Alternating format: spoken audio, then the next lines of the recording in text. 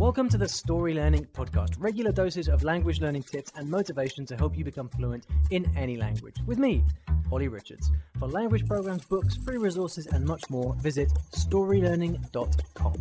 Hey guys, welcome back to the show. Very happy to have you here. Now, here's the thing with the podcast, right? We've got now 139 episodes, and in each episode, I talk about language learning and I give you a tip of some kind. That's at least 139 tips. In reality, it's probably more like 1,000 because I can't stop talking most of the time, right? But what happens when it all gets too much? What happens when you feel like, okay, I know that there are 1,000 things I could do to learn a language. Well, what do I do now? Like, what's my next step? We've got a very, very interesting question today that really gets to the heart of this, and I'm really looking forward to that. Now, let's get into this question, which was actually 9 minutes long. So I've had to cut it down, regretfully. I think what I'll do is I'm going to play you a few highlights, and I'll play you a few highlights of what I think really get to the core of what this guy's asking, and I will fill in any gaps afterwards. Let's go. Hi, Olly. I'm Klaas from Germany, and I started learning Italian in 2008. Had a lot of breaks in between, and now resumed learning Italian in March on a daily basis, and I'm about a B2 level, and aiming to do the CHILS, the certificate for C1 level in December of this year, so in less than 3 months from now. I need to have a target in order to somehow move on from my plateau. And, just for some reason, I just discovered your podcast yesterday, and I immediately downloaded 20 of them because I liked the topics. They applied to me, and listened to 4 hours worth of material today only. Really heads up, really. I'm really impressed by all of this material, and you just do that whilst having a real-time job as well. So I'm really impressed. Anyhow, my question, and I'm far beyond the expectation of 1 minute already. Again, I'm struggling to move forward from my B2 to C1. I'm quite okay from a speaking point of view, let's say, but when it comes to movies and reading articles or books, I really tend to struggle. I struggle to see to determine where exactly I find myself right now and what exactly needs to be done, even though I have 2 different teachers on Verbaling.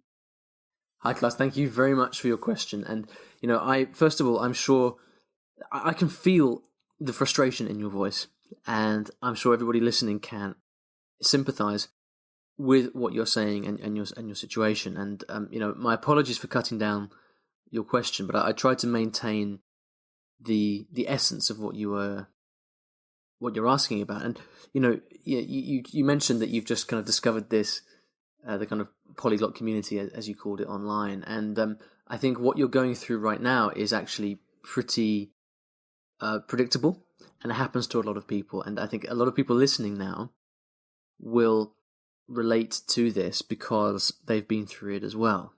Now, I think it's obviously it's wonderful that you've gone ahead and listened to 4 hours of the podcast. Thank you very much. I hope that's time well spent. I think hopefully for more longer term listeners, what I would aim to get across, what I hope I do get across in my discussions about language learning, is something about the essence of why we do this. Yes, I talk about tips and tricks and techniques and things like that. And that's what you're looking for right now. I get that.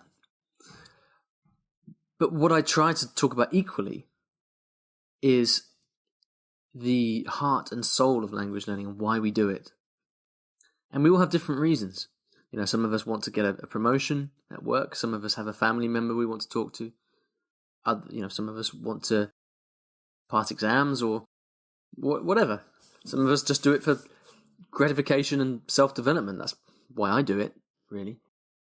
But there is huge potential for frustration, and there is huge potential for language learning to become a burden and a chore And I see it happening in many people, and I can detect it slightly in your voice. And it comes from, I think, trying to intellectualize the process a little bit too much. I know because I'm the same.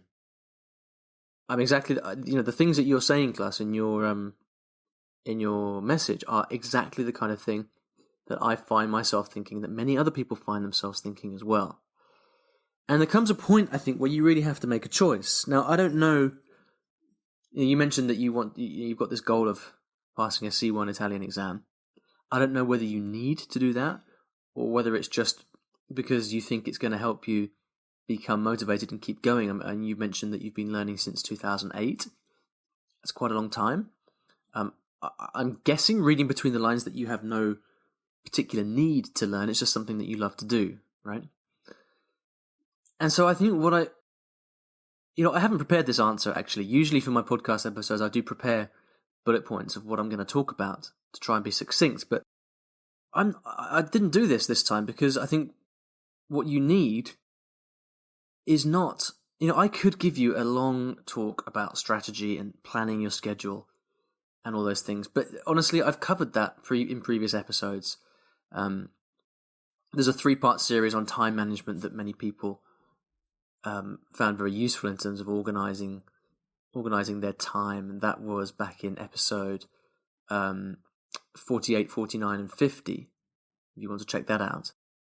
We don't need more techniques here. What we need is, I think, what I'd like to give is my reaction to your question and the way that you've asked it. And I feel my distinct impression is that you need to inject a bit of love and passion back into your Italian.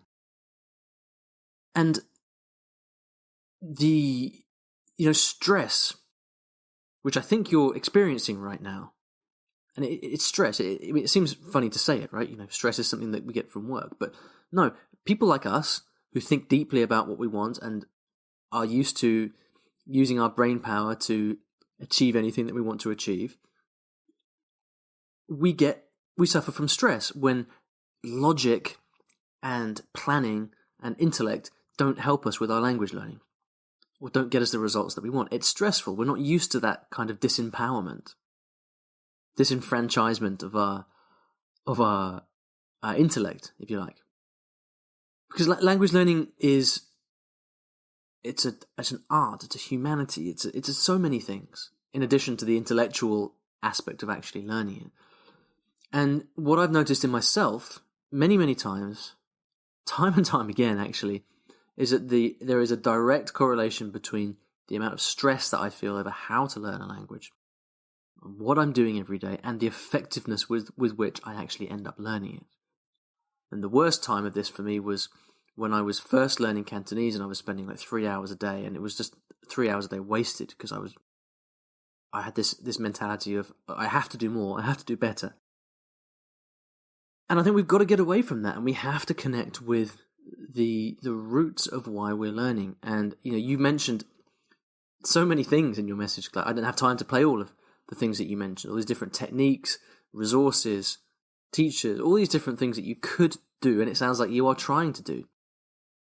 But all that does is it ends up sucking the joy out of the process.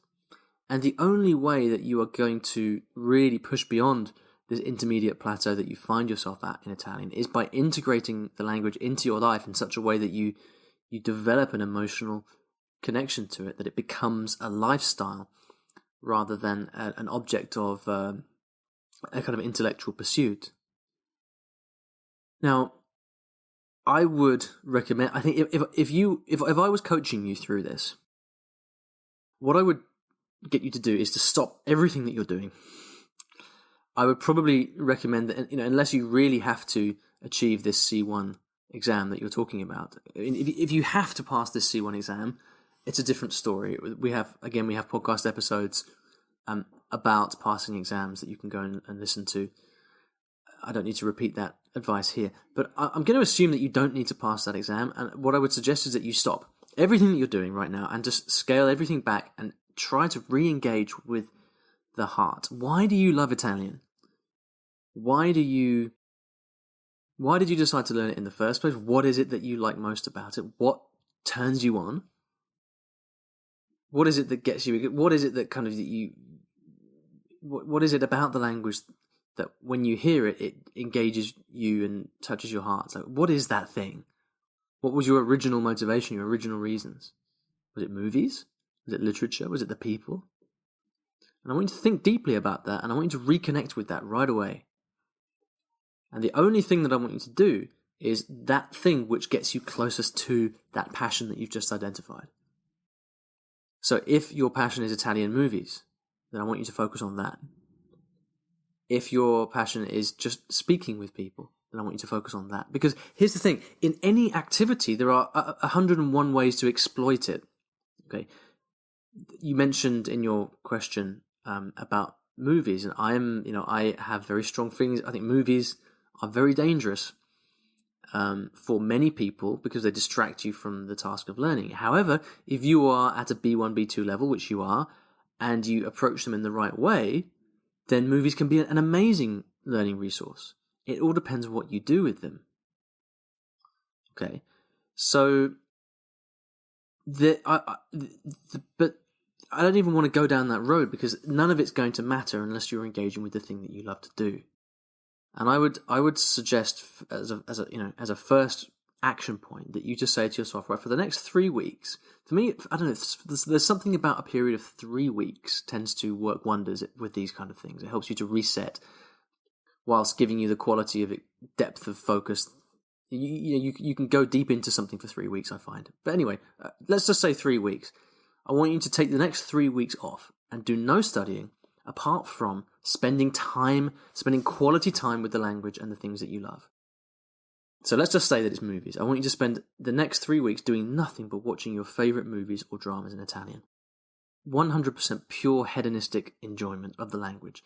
And I want you to not try to learn or study anything, but just enjoy it. And then after those 3 weeks are up, notice what happens to you psychologically. How do you feel? Do you feel happier? Do you feel more positive? How do you feel about the language then after that period? And then notice if you've learnt anything. And I will bet that you will have learnt a lot of stuff, even if it wasn't conscious. Because this is the point we need to get back to. Once you can go back and get yourself to this point, a point of pleasure and goodwill and warm-hearted enjoyment of the language, once we can get you to that point, then you're in a position to start refining what you're doing and actually learning. But you can't do it the other way around. You can't just try and force feed effective activities into your learning. You can try and you might succeed for a while, but you'll very quickly get to a burnout point, which it sounds like you're at right now. So I'd like to challenge you to do that for the next 3 weeks. Re-engage with Italian in the purest way that you know how. And then in 3 weeks' time, come back, leave me another message. Tell me what you did, what you found, what you experienced. And then from there, I will give you some specific advice for how to start exploiting that activity and making it part of a actual productive language learning routine. Okay? But we will come at it from a perspective of happiness and abundance and pleasure. Okay? That's quite interesting for me because I didn't know that was what I was going to say. It's just kind of ended up like that. But, I am very lucky to have many friends who have learnt many, many languages. And one of the commonalities that I have become very aware of amongst everybody who has devoted their lives to language learning is that at the end of the day, it doesn't matter. It doesn't matter unless it's something that enriches our lives. And so I'm more and more, I'm coming back to this and I'm trying to position language learning as a source of enrichment and joy in our lives. And I'm sorry if this comes across as a little bit fluffy or vague. But, I think, and again, I'm assuming that you have no immediate need for Italian in your work or your life or something like that, in which case this whole answer is off the point. But yeah, that's what I'm feeling right now. That's how I'd like to answer this question. I hope that's okay, and I hope you're not abjectly disappointed with my answer, but again, that's from the heart. So I'd like to invite you to do that. Go off and do that. Come back in 3 weeks. Tell me what's happened, how you're feeling, what's different, and then we'll work and try to get something more tangible and actionable into your language learning process. Finishing that thought. Okay? Good luck. It's exciting if you can approach it this way, and there's tons of potential. And don't forget, your English is flawless, and you've learnt it to this level, so you are capable of speaking Italian to exactly the same level. We just need to find the commonalities there and reverse engineer, the success that you've had with English. Okay, so I look forward to hearing from you. If you would like to ask me a question, ideally kept to under a minute, then you can go to iwillteachyoualanguage.com/ask. I usually leave you with a resource, but I'm not going to do that today. I just want you to think about what we've spoken about and think how it might apply to your learning. Feel free to come and leave a comment on the show notes. You can find that at iwillteachyoualanguage.com/episode 139. Thank you so much for listening. Thank you, class, for your question. And I'll see you in the next episode of the podcast. Thanks for listening to today's episode, and in case you didn't already know, I teach languages in a rather unusual way through stories. Now, stories are a great way to learn a new language because when you're engrossed in a story, you remember things more easily, and the mechanics of the language just start clicking inside your brain. It's quite something, and if you'd like to find out how you can learn a new language or improve your skills in a language that you already know and do it with the power of stories, then you should check out my free Story Learning Kit, which will teach you exactly how this method works and how you can use it yourself to learn a new language. Visit storylearning.com/podkit, that's PODKIT, to get free access. Inside, you'll find explanatory videos, masterclasses, worksheets, short stories to practice with, and much, much more. Once again, that is storylearning.com/podkit, PODKIT. And if you're lucky, you might also find a link in the podcast description or show notes of this episode.